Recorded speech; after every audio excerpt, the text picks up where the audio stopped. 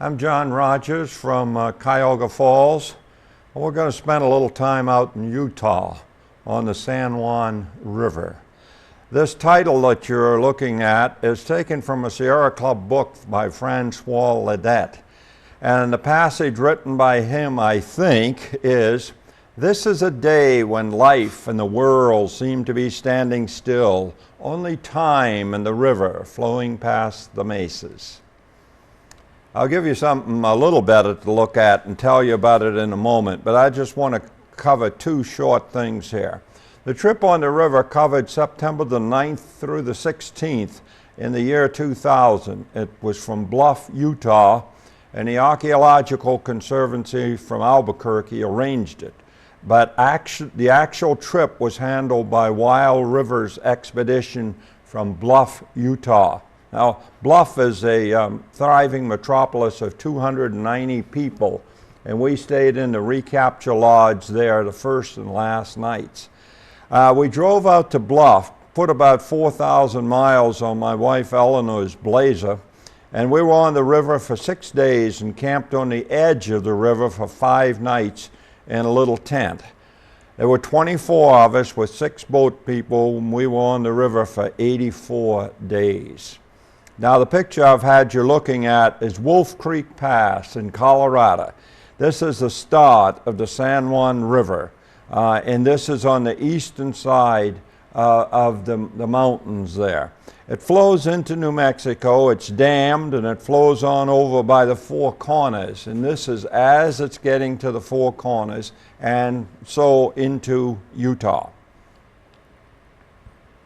And this is just a little reminder that we're starting from Bluff. This is the Navajo Twin Rocks in Bluff, Utah. And right behind that recapture lodge, walking over to the river, you see this scene. The river is flowing from left to right here towards us, and we will be getting into the river with the rafts down another mile from this particular point. Now, before we get into the river, we were taken to right at mile 0, but we were taken to this Sand Island petroglyphs. Now, we're going to see a number of petroglyphs, especially in the first couple of days, but these are the Sand Island petroglyphs right by the launching point. Petroglyphs now are the ones that are carved into the rock. We will see a couple of pictographs, a big one, and those are painted on. Notice the bighorn sheep here. That's this one up here, and right in here, I think, is our humpback flute player called Kokopelli.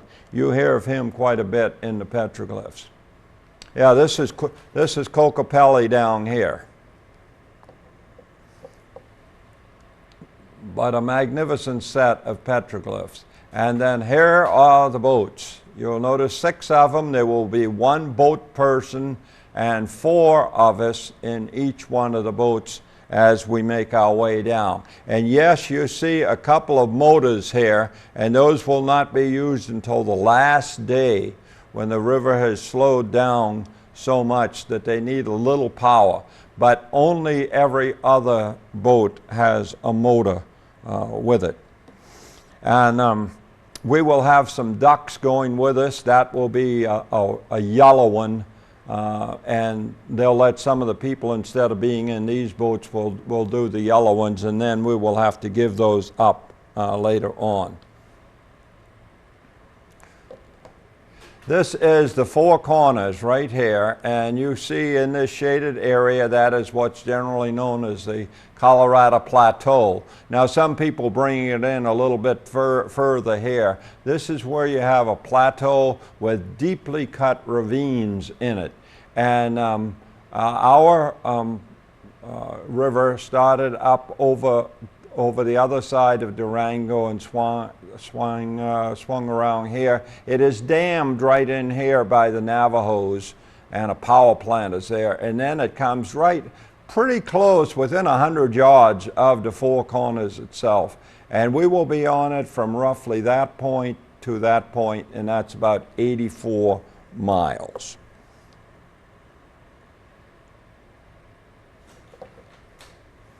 We will launch at Bluff, and we will come over and go over to about here.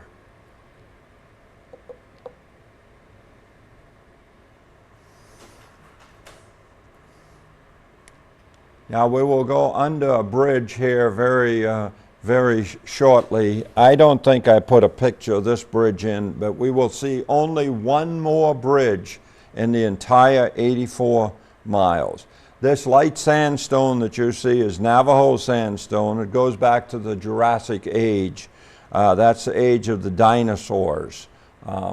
And what you're looking at now is the home of cliff swallows. Now, the expert on the expedition, on geology, was the expedition leader, and he also served as one of the boat people.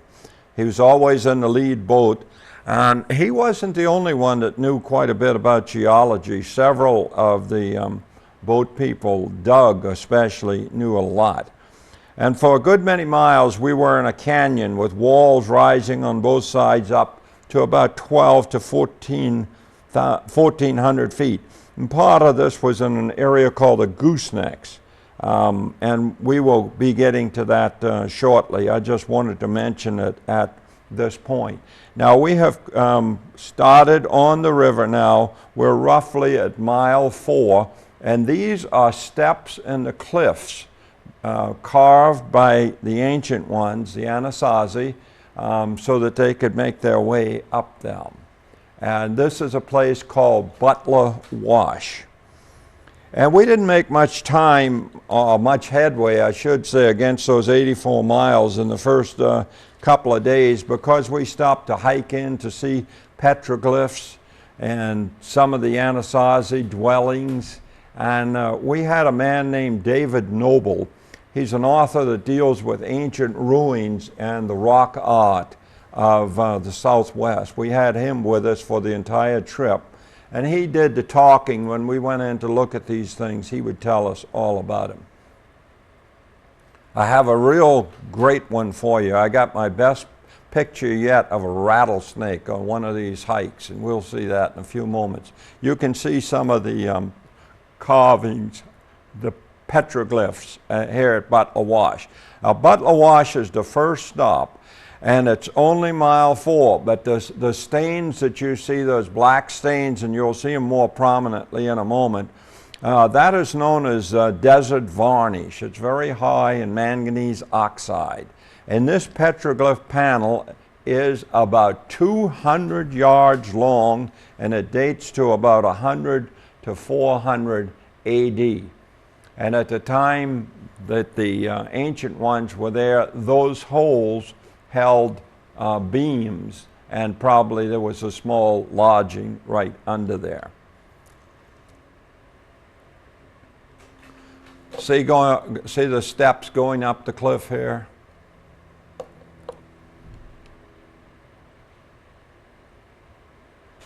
But this is one of the very longest petroglyph panels in the world. It's certainly the longest one I have ever seen.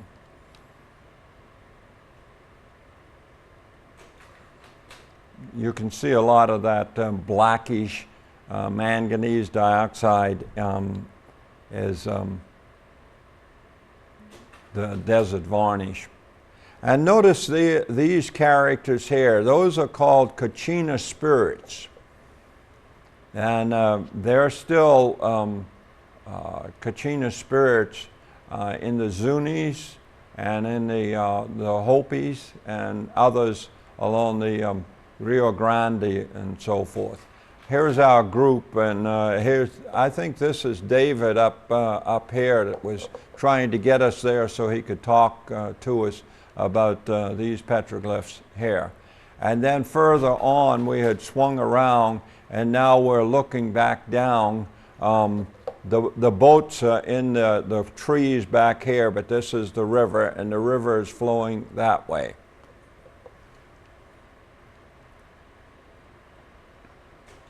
this is looking the other direction. The river is flowing towards us. Some of the people still up by the petroglyphs. That one is really carved in.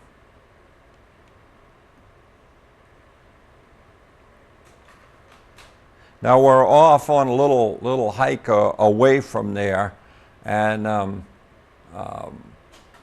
still seeing some petroglyphs, but we're getting away from the Butler Wash petroglyphs. Oh my gosh, there's a lot of them in there. Here you can see the streaking of the desert varnish.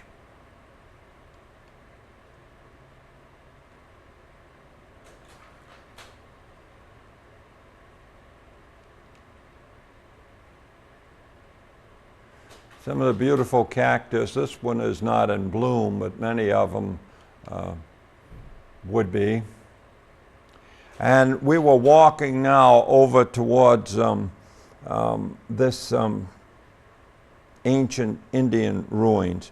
This one is called River House, Anasazi ruins, and we will go up in there a little closer. Now this isn't anything to compare with the Mesa Verde. These are small ones scattered over a large area. But they're interesting no less because they go back, as a matter of fact, these may go back a little earlier than the Mesa Verde.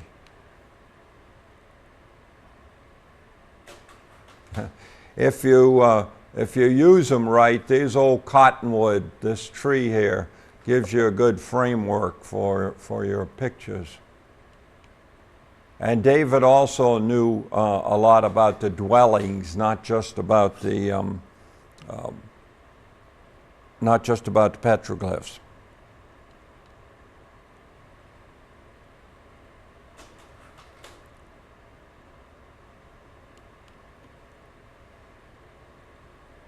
Then we went on just a little bit and got off again and went on a small hike. They had a couple of things they wanted to show us, and so I photographed a cactus at that time. And I photographed this guy. You can actually see his rattles right here where I'm pointing the laser beam, and this is a rattlesnake. That's the best picture of a rattlesnake I've ever had, right out here in Utah. Those things are hard to photograph. I guess when you don't want to see them is when you see them. And when I'm looking for them, I can't find them. But that's a good picture of a rattlesnake. Now right up in through here, I think they pointed out that it was this one coming down as an old Mormon road. Remember, we're in Utah. This is Mormon country. And that's the old road. And here's one of my little lizards. Some of these lizards are really beautiful. This one has a nice long tail. That looks to me like the leopard lizard, but I'm no authority on them. And I really like this one. Isn't he colorful? Really. It's like almost like somebody painted him. And here is our group right at the scene of a kiva. Now, a kiva is involved with the Anasazi ruins, the dwelling places and so forth. It is circular, and it is used for spiritual or religious services, if you will, or ceremonies. And we're right at that area now. And that is from that time. Now, if that were a sea piece laid down by the sea, I could pick it up. But it is a shard from the Anasazi period, and you are forbidden to take it. And this group was very, we were informed by the river people, by the boat people, that thou shalt obey the rules. And they had us for 6 days, so we obeyed the rules. Now right out in here, you can see one of the edges. Right out in here is where that kiva was, where the people were standing before. Now what we're doing, we're starting back in here, and we're going to see this. We're going to see this thing in a moment. That's called a mule ear, and this is the river, and we're going through that much of a incline down. The river flows pretty good until it gets along here, and then it's under the influence of Reservoir Powell. And see, there's that mule ear that I pointed out on the map. The river is right down in here flowing, and it's going to go down that way. But from right here, you get your best view of the mule ear. And then swinging around to the north then, almost 180 degrees from that last picture, I'm looking partly over towards Colorado, over to the northeast, and those are the La Salle Mountains that you see on the horizon there. Then on the way back, we're almost to the boats, but I mentioned Doug before as one of the boat people. He knew something about this old trader's cabin here and was telling us about it as we're almost back. That's Doug there. Doug is one of those real characters. Now we're back on the river. You can see the river is still open. It's got these ridges out to the sides, and it will change drastically very shortly. The trip did have some rapids, but you don't go on this trip for a whitewater trip. Humidity is about 10%, and the boat people will always after you to drink water, drink water. And there are some of the ducks. I think there were a total of 4, or maybe it was 3. There are 3 right in the water there. On the left side, as we were going roughly east to west. On the left side is the northern boundary of the Navajo Reservation. And on the other side is mostly Bureau of Land Management land. And this is mile 6. That's what these on the map represent as we go along. And I'll show these from time to time. One of the things you can see is 4-foot rapid. Well, 4-foot rapid is not much of a rapid, but they're marked on the map anyhow. And I'll show you a few things of significance from those maps as we make our way along. The next stop will be mile 8, and that will be, we will be going into Navajo land, and this is the Chinle Wash. Back in there are some of the storage ruins of the Anasazi. You can see one there, very good. And that one is still in excellent shape. This area that we're in now, if you've ever heard of the mystery novelist Tony Hillerman out of Albuquerque, he writes using the Navajo Reservation as a background. And his book, A Thief of Time, this was the setting for much of the book, right in here in Chinle Wash.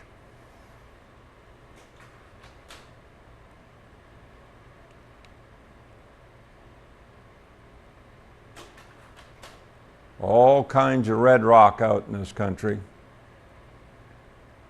And this was one of the biggest pictographs I had ever seen. Now remember, a pictograph is painted on.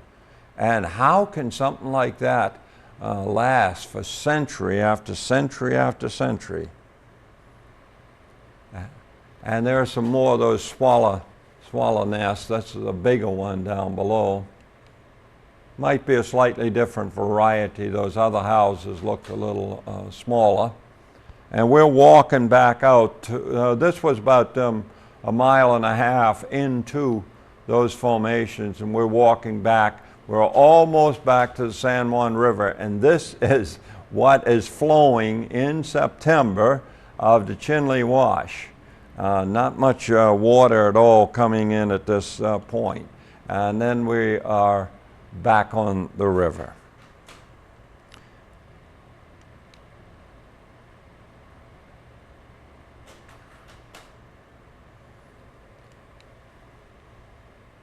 Now, this is a diagram showing life zones. Now, we obviously will not be going all the way to the top. We will be mostly in these two life zones down here.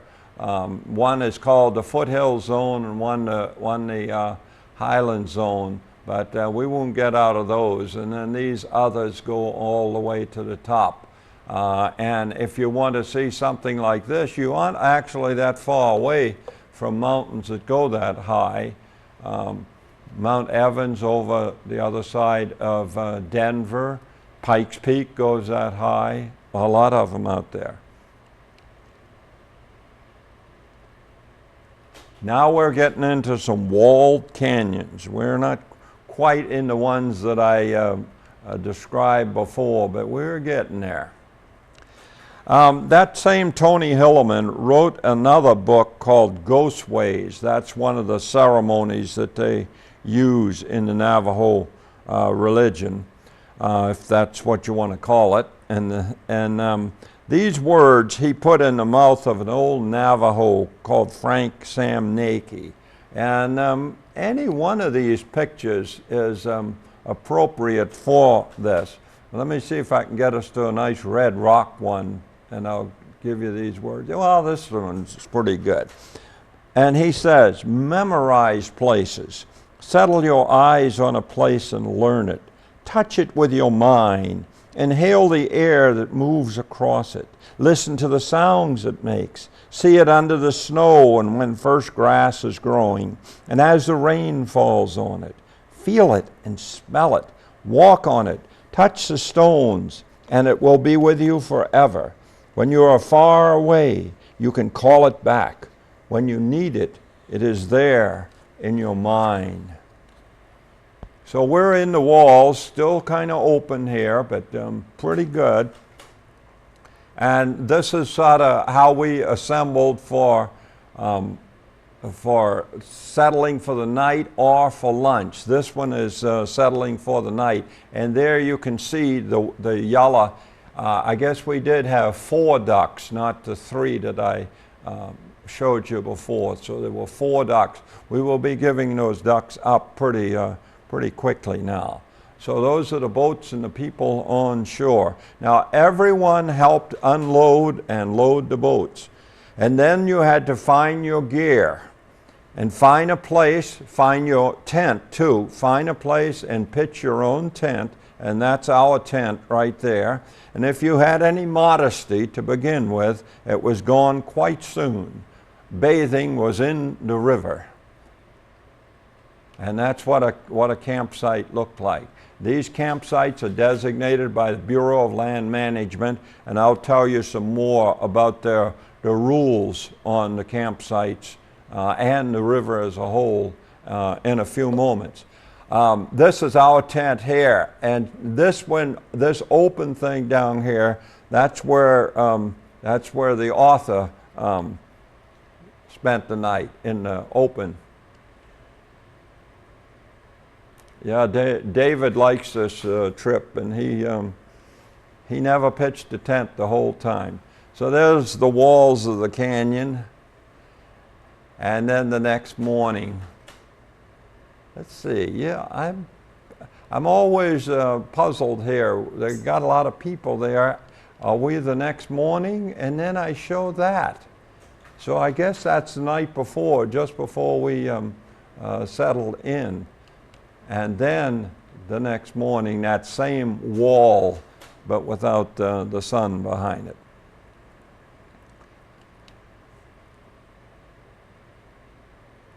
Now we're going through, you can't call it a rapid, you would call it a riffle through here. And you'll find this trash build up, and then in the spring, when the snow melts and so forth in the high country over in the mountains of Colorado, then you'd get enough water through here to break these up and pass them on down further. So the walls are starting to close in at this point. This was now this is almost a rapid. This might be that 4-foot rapid.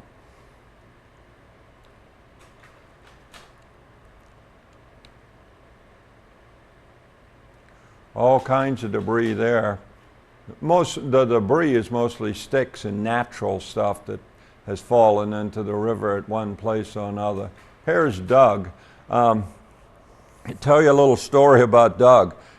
He has a couple of college degrees, but he sort of ignores them. He said he just loves the river, so he stays on the river as long as he can. But I told you that the expedition leader would be in the first boat, so he would have beached his boat either for lunch or for the night. And Doug, as he came in, he was quite often the second one. He would stand up in his boat and he would yell over to the leader, "Honey, I'm home." All the time. Always got a chuckle. Now, you look at a scene like this and you wonder, how are we going to get through there? But you can see that some of them are already going through. There's one of the ducks. And these footprints that you see down here, these are kind of prominent. Those are from a young bighorn sheep. This would be the desert bighorn. And we were on the beach here for a while, and this is a rapid. As we swing through here and go that way, we will hit a rapid, and that will be the one that's called 8-foot rapid.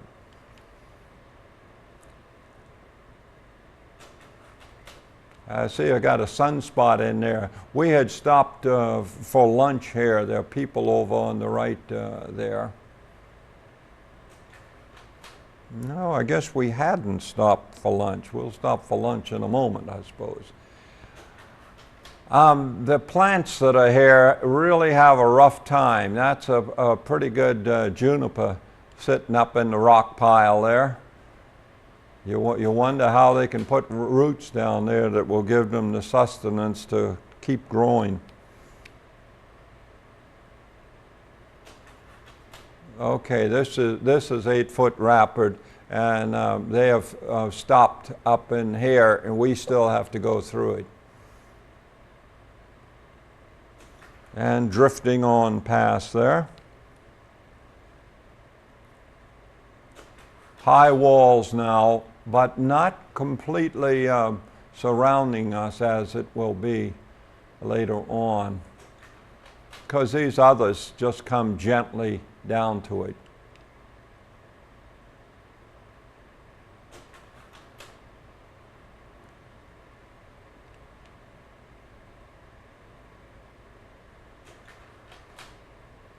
All kinds of geological contortions are visible along through here. And we're coming to a place now called Mexican Hat. Whoops, here is that lunch stop I was looking for. I have it marked in my notes with a cliff overhanging, so I know this is the one. Now what they would do was set up a little bit of a kitchen, just sort of a table-like, and they would have everything prepared. We did not have to do any of the preparation. They did that, but when we landed at night, we had to carry the kitchen stuff to be assembled to wherever they said they were going to set up. They would take the things like a tank. I believe they had a tank of gas. I didn't pay too much attention to it as they went around. Now, we are roughly down in through here. See, this is that 8-foot rapid, and we're coming here. And we're making a little time now. We'll swing here, and then right here, you probably can't read it, but it said Mexican Hat Rock. And then this is the little town of Mexican Hat. And there is a bridge here, and that is the last bridge that we will see until we are coming back. And there is the Mexican Hat Rock. I'll show you that a couple of places. You can actually photograph that rock from the highway because I have done it.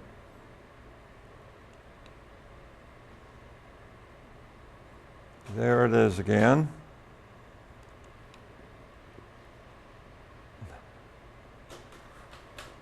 And then I have a single view to Monument Valley in a moment. No, that's not it yet. It's way off in, oh, here it is. You can't really see it too much, but those formations there are over in the Navajo Tribal Park called Monument Valley. I would like to tell you that those are, but I don't think they are. I think these are in the Navajo Tribal Park. These are north of it. And I know those aren't. Those are too close in. And that's the only place you'll see them other than when I show you the gooseneck area from above. I just love all the reds in the geology out here. It really is quite nice. I don't know, what do you make of him? A lion eating on something? They name all of these things, and I don't know.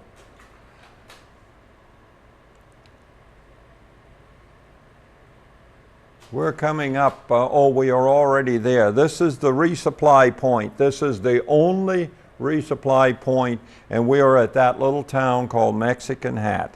And the bridge is off to our right here, and then the canyon walls close in. Now we will give up all of those ducks, and everybody will be in the 6 boats from now on. And that is the bridge. And we go under that, and I've been over that bridge too. We'll go into the canyon itself.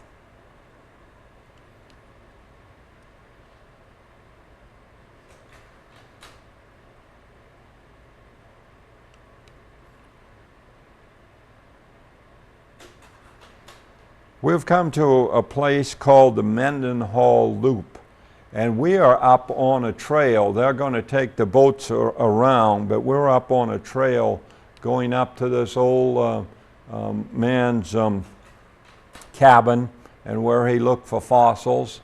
And you don't want to put your hand down on things like that, because boy, are they spiny. And you can see they're taking the boats around there, and that will loop back over, and we will catch them on the other side. That's another view from slightly different point, showing more of the red in there. And then if you can see over in this area here, that is the river coming around there, and here are some of our people up on this high point of the Mendenhall Loop. There are the boats down below now. And here is his cabin.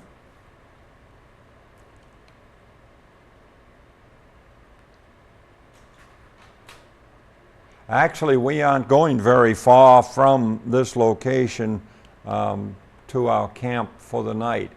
Now, you see a hand there. I had somebody put their hand there. This rock is just loaded with fossils. That is ocean-laid fossils, or inland sea. Maybe it's inland sea-laid fossils, but there are not from the dinosaur period. They're much later than that. Here's a beautiful wall as the night comes on.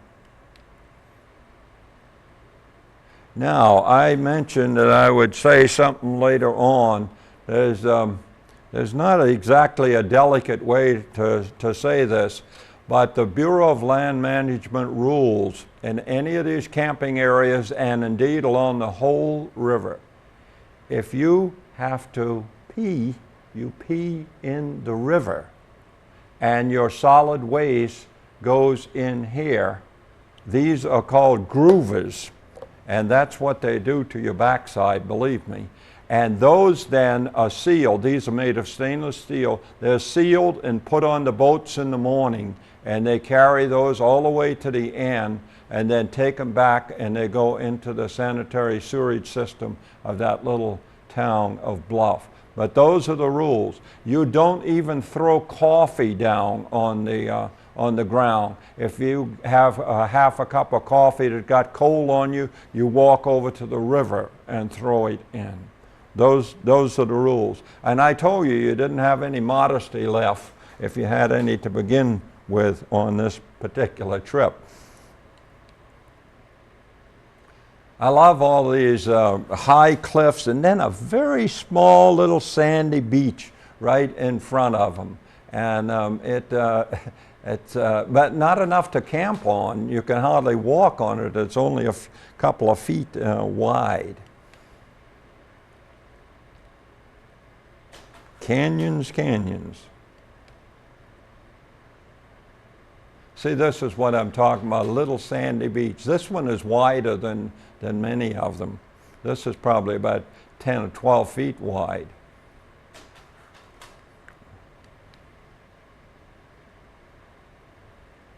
And boy, that you want to miss. These are real tough boats, but you don't want to hit anything like that.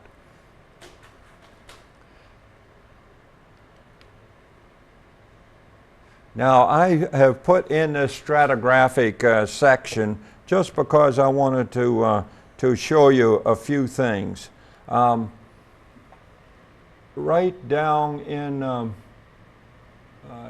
looking for it, right here, Canyon de Chelly and Monument Valley formations right along in through here. Now, that is what you would find here in Canyon de Chelly. Now, I've taken you completely out of the San Juan. This is Canyon de Chelly. And that Chinley Wash that we were at a while ago that had hardly any water in flows right down through here and goes back in here and then flows up and empties into the San Juan River. So that point on the stratigraphic column is where you would see that. The other one that I showed you, the Shea Sandstone, same area, is what Monument Valley is carved out of. We'll be bouncing back and forth to there because there are a couple of other parks out west that I would like you to see where they come off of that stratigraphic section. So we'll have that diagram in some more. Now, two of our boat people were women, and one of them was Sandy, and Sandy can fit under my arms. She's so little, but she could really handle that boat. And we will be with Sandy in just a moment.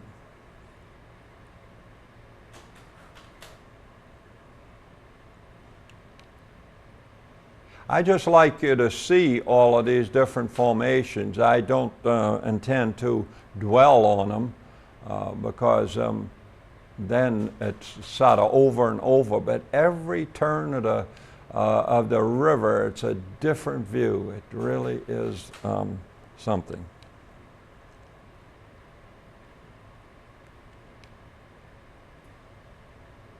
There's a huge rock, huge boulder that came down off of the walls. And this is Sandy, and she is our boat person for the day that we went through the goosenecks. The goosenecks was a special day. And right after I took Sandy's picture, I saw this butterfly.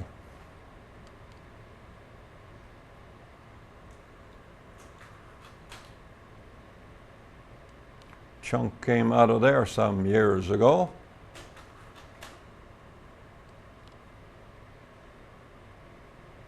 A lot of debris on the side there.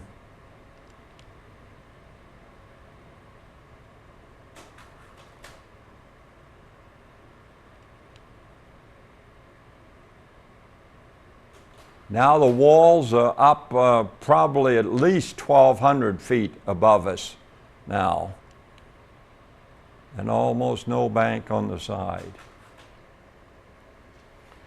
You remember I told you about the Mendenhall Loop where we went up to look at the little cabin? Here's that loop, and boy, it is really a loop. This is the one right here. And then when I mentioned the indelicate subject of the groover and so forth, we were at a camp right down here, just below the Mendenhall group. Here's Mexican Hat all the way back here. And we're coming in, we're with Sandy now, and we're somewhere along in here, and we're coming into this area called the goosenecks. Now, I had asked Sandy that morning, I said, now when we get into the place where you can see this overlook here, well, let me back up even further. Right in here is Gooseneck State Park, a state park of Utah. And right here is an overlook where you can look down and see all of this. I will take you to that place in just a moment. We rounded this curve and Sandy said, John, can you see that white right up on the top there? She says that's probably an RV, and that's where that observation place is where you can see the goosenecks. Okay, we're going now up onto that place. Not magical, I had done this before. And we're down in here somewhere, and the river comes towards us right here, comes out like this, goes this way, comes one more time, and then it goes off this way. And it is just fantastic the way that works.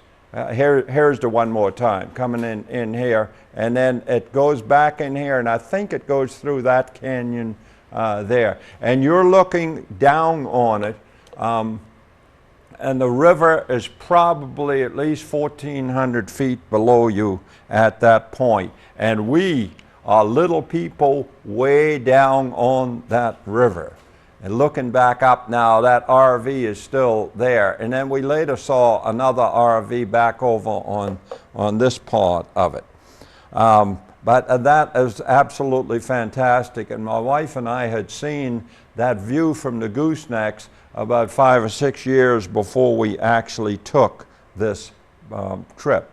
And Sandy that day, in order to go from mile 36 to 43, where she would gain in westward movement only about 1.5 miles, she had to do 6.5 miles on the river in order to gain that, and no way in between. Now they're paddling all the while. A lot of the paddling is done for steering, but they want to maintain a certain speed so that they will be sure to get to the next campsite by nightfall, taking into consideration any stops and lunch. So forth. Now we aren't doing any stops for petroglyphs and so forth along here because there's no place to go ashore. A few comfort breaks here and there, and I told you all about those. But it's a real wonderful experience. And here's one of the ones. The boats. You didn't always see all 6 boats because we were going down. And this one is Brian Matlock. That sound familiar? Brian Matlock. And Brian had an umbrella that he put up on his boat that day. And I used Brian and his umbrella to frame this beautiful view back through here.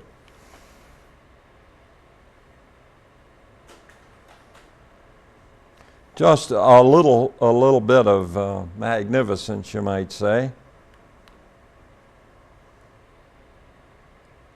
Now I have you at the White Cliffs in Zion National Park. This time I'm going to show you those and then point them out on the stratigraphic column. So these are the White Cliffs over in Zion National Park. This is also in Utah.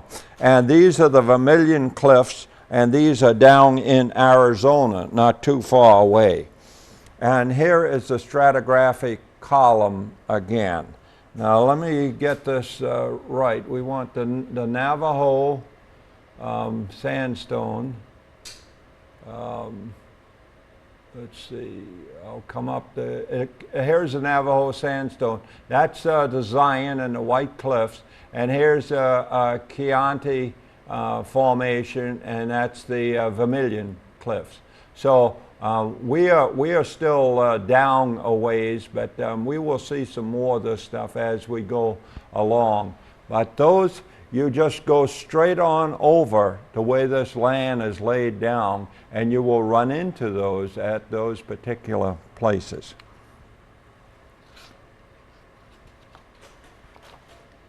That boat only has 5 people on it, but it looks like it's really loaded down.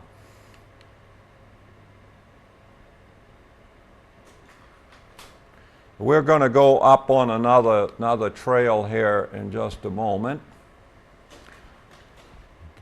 Lovely blue western sky. Now there you could probably camp for the night. And there's a mule deer. Yeah, these are the ones with the big ears. And here should be a couple of them here. They were across. We were going to land on the other side, and we were going to go up the Hanukkah Trail. And we have already landed. I'll show you those boats. They look like little playthings down below. But here's people going up the Hanukkah Trail. And that's one of the views that you get looking down at the river. We'll keep on going. This is the northern part. Now here's an interesting one, and I hope you can see it. There's the river, I mean the boat's over there. But this guy right here, that's a deer standing in the San Juan River drinking water. And I just happened to be there when he was there. Now here's the most prominent feature when we went up on the Hanukkah Trail. And as you're going up there, this is Doug and Vera. No, that's Doug and Aaron. Aaron was the other female boat person. And if you look down in here, you'll see fossils laid down by that inland sea. And you can actually pick up some of those if you can get them out of the rock. And this is Doug, Aaron, and I want to tell you in a moment about Vera. She's one of us. She's not a boat person, but I'll tell you that later. And as we swung around then to start down, then you got this view. People have set up a little camp here, and most of them are under these trees here because it has gotten a little warm. Remember, drink water. I got up to there where I showed you that picture of Doug, and Doug said, "John, how much water do you have left in your canteen?" And I said, "Oh, about half. Drink it before you get down." Okay. It's coming down now.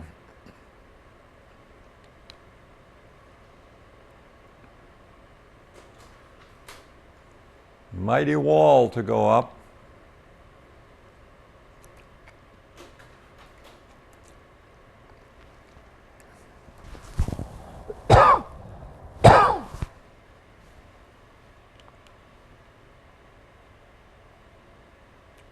Now, the next morning, we went ahead and camped, but I've already shown you how we did the camping. The next morning, somebody yelled. They were taking up their tent, getting it ready for packing, and they yelled they had a scorpion under their tent.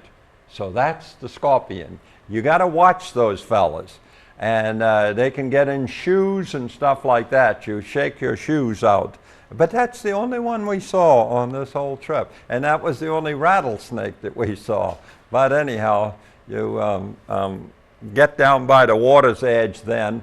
And these are pads. They actually gave us pads for for the tents. I thought that was pretty good. And we're packing up now, getting everything on the boats ready to kick off again. And then for the very first time in that dry atmosphere, we started seeing vapor trails from jets that had gone over. Here's another beautiful juniper right in the rock, right by the water.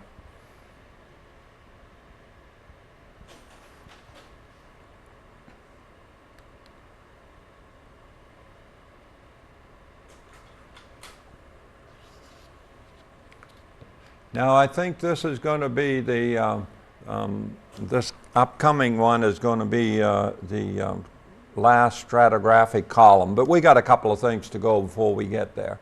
Here's junipers getting started. Crisscrossing vapor trails, all kinds of neat stuff.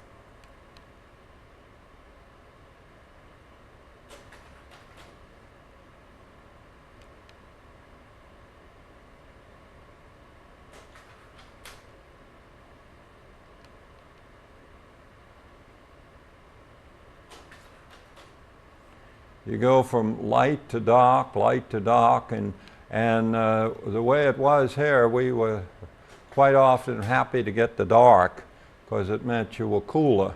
And this is a rapid that we're going through now. Incidentally, I told each one of the boat people to let me know before we started into anything that could dump water on my camera, and I kept along a plastic bag that I would dump it in and just hold it in my hand so that it wouldn't get wet.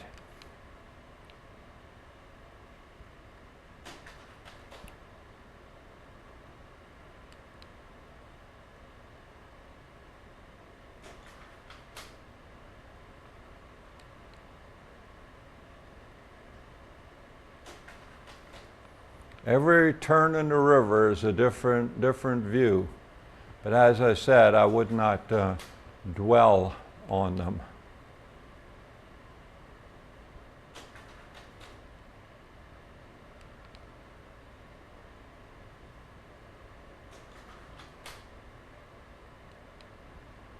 Looks rocky ahead there. And this is Vera. Vera lives in California. She's Philippine. She's from the Philippines. And I got to know her a little bit on that Hanukkah trail because she and Aaron and I, Aaron is one of the boat people, she and Aaron and I walked together.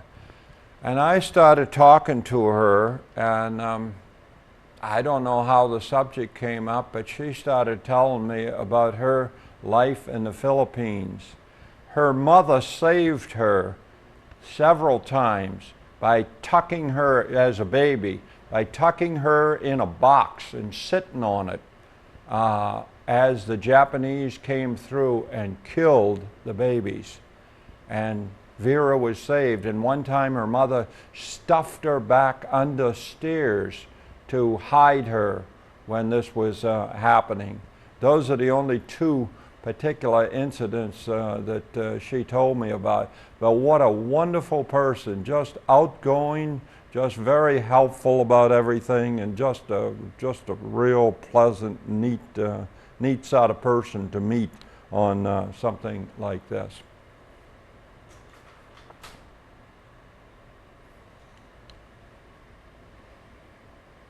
I have a note here that we'll have to look at in a moment. I said, look close at water. That's a beaver. We'll get there. You see, Doug was telling us about the beavers along here. The beavers obviously don't try and dam the San Juan River, but they live in little caves right about at the water line through here, and they'll take that debris and all that we saw and use it. And that is a beaver right there. Not a very beautiful picture, but that's a beaver swimming across the San Juan River, something he wants over the other side, I suppose. We didn't see too much wildlife. The biggest thing is that one beaver and some of the mule deer. But later on you'll see a few geese as we make our way down. Now I have you at Bryce Canyon. I told you there would be one more stratigraphic column. I have you at Bryce Canyon, and that's at the Carmel Formation, and then Arches National Park, and that's the Entrada Sandstone, and then that's also in Utah, and then the dinosaur bones are in Utah, and they're part of Dinosaur National Monument, which extends on over into Colorado, and they will be in the Morrison Formation. Now the Morrison Formation is way up here. That's the top of it. That's the dinosaur bones, and that is Jurassic age. Here is the Arches, that's Entrada Sandstone, and here's the Carmel Formation, that is Bryce Canyon stuff. But it's sort of a way of relating where you are in the river, and relating all the different parts of parks and everything else out in the great American Southwest that helps you to do that. And now we're coming to a place right up in here called Muley Point. And I have been in a van out to Muley Point also, but there was nothing on the river that day. As a matter of fact, you can't see the river very good from where you can stand at Muley Point. This is it with my long, long lens.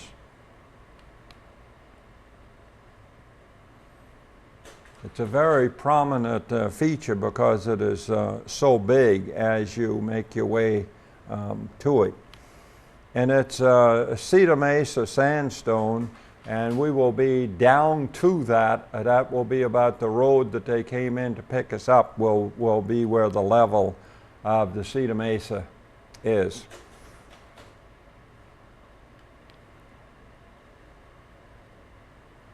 You can name all of these things if you care to.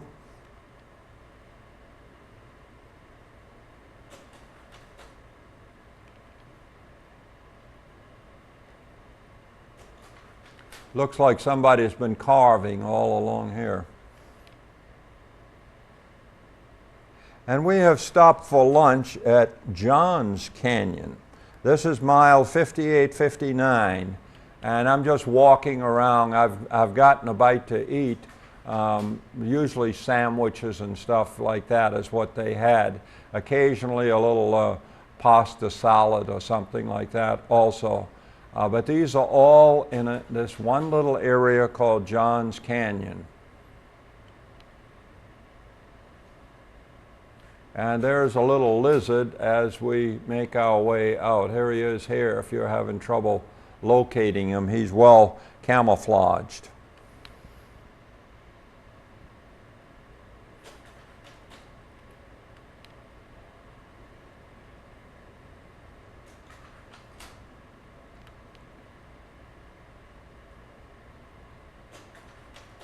Just those tiny little beaches, not much place to get a foothold through here.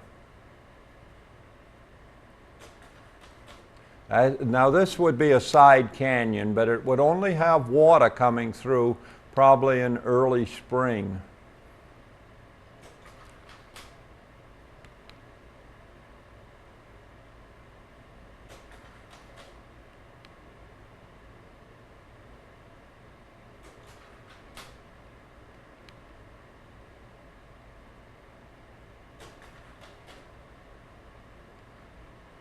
We're right close to the shore now, and you see that beautiful little sandy beach. Some more formations that you're entitled to name if you want to. And then we got to Government Rapid. Now we were on low water, and Government Rapid was mostly boulders. This is mile 6364, and of all the things that happened, the only one who got the boat through without lodging on the boulders was Aaron. We had these macho guys, and they didn't get their boats through. They got stuck on the rock. Now, this is Sandy's boat, and Sandy did not have enough experience to do this, so the expedition leader's taken hers through. And I think that's Doug with him. And Doug, right after I took this picture, Doug had to go overboard and break it loose from one of those boulders. But Erin got hers through all the way without stopping at all, which was kind of neat. Here's some of our group on the side watching. And this is the only